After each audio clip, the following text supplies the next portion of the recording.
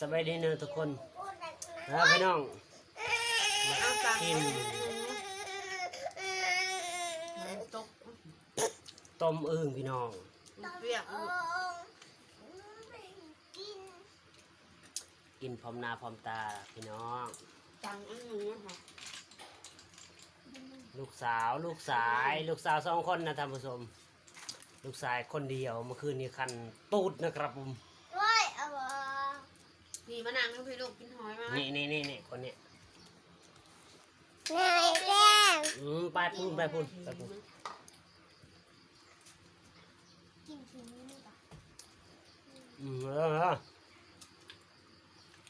นอึ่งพี่น้องอึ่งเดียวมันจะด้วยถ้าหลับไปตอนมันเหมือนตกต้องเป็นตกไปบังไปมันได้โตเย็ดได้จะหงเกิดมึงเย็ดมือถ้าแม่เห็ดทุ่งข้าวบริษัทก็ขอโทษขอไปนำหลายๆเด้อไปอันนึงนะเอาตังค์มานั่งไปช้าเบิ่งเลยFGเป็นคนก่อน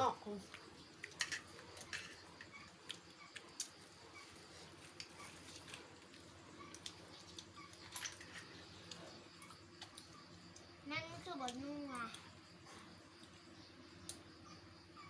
ให้สีสายเป็นนัวลายเป็นเมนูแกงมันจะจุ่มให้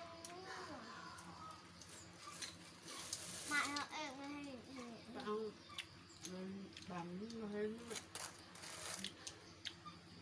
ไม่ตังค์เพราะนอนเขาก็ได้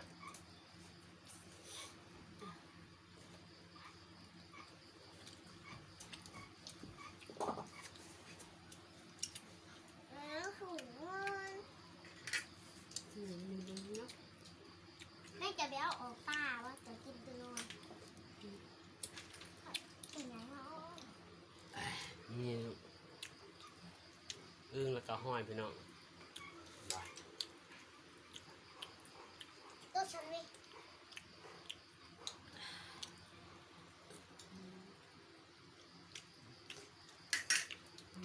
จอยเป็นเนื้อ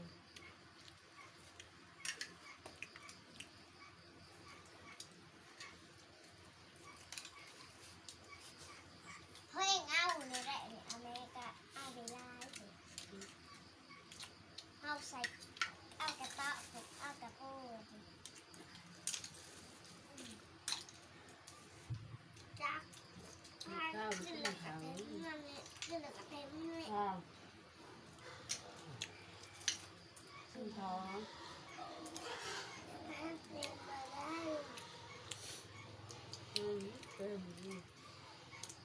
คลิปนี้ก็สิจบแต่เพียงสำนีพี่น้อง